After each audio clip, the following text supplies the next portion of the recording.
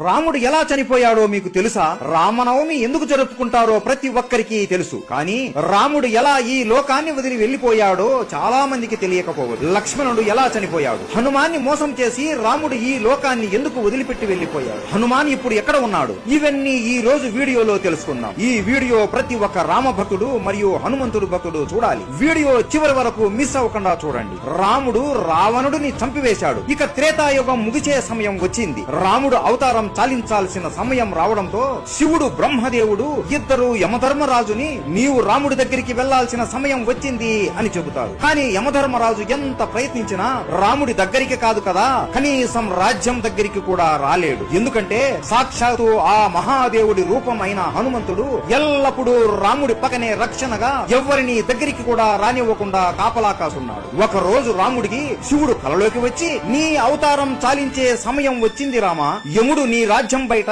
ఎదురు చూస్తున్నాడు, కానీ నీ ప్రాణానికి హనుమాన్ అడ్డుగా ఉన్నాడు అని అంటాడు. అప్పుడు రాముడికి అంతా అర్థమయ్యి మరుసటి రోజు రాముడు సీత ఇచ్చిన తన ఉంగరాన్ని తీసుకుని ఒక రంధ్రంలోకి వేసి హనుమాన్ని పిలుస్తాడు. హనుమా, సీత ఇచ్చిన ఉంగరం పొరపాటున ఈ రంధ్రంలో పడిపోయింది, దయచేసి నువ్వు వెళ్లి నా ఉంగరాన్ని కనిపెట్టి తీసుకుని రాగలవా అని అడగగా, ప్రభూ అంతేనా, దీనికి మీరు నన్ను ఇంతగా అడగాల, మీరు ఆజ్ఞాపిస్తే చాలు, నేను వెళ్లి తీసుకుని వస్తాను, అలా వెళ్లి ఇలా తీసుకుని వస్తాను ప్రభు అని అనగా హనుమాన్ తన శరీరాన్ని ఒక చీమ అంత చిన్నగా మార్చుకొని ఆ రంధ్రంలోకి దూరుతాడు. అలా వెళుతూ వెళుతూ ఆ రంధ్రం పాతాళ లోకానికి దారి తీస్తుంది. అక్కడ నాగలోకానికి రాజు అయిన నాగరాజు ఉంటాడు. ఆయన దగ్గరికి వెళ్లి నమస్కరించి, నాగరాజా, నా రాముడి ఉంగరం ఒక రంధ్రంలో పడి ఈ పాతాళ లోకానికి వచ్చింది, ఆ ఉంగరం ఎక్కడ ఉందో మీకేమైనా తెలుసా అని అడగగా, ఓహో రాముడి ఉంగరమా, నాకు తెలుసు, ఇక్కడ ఉంది, నాతో రండి అని హనుమాన్ని వెంట తీసుకుని ఒక గృహలోకి తీసుకుని వెళతాడు. ఈ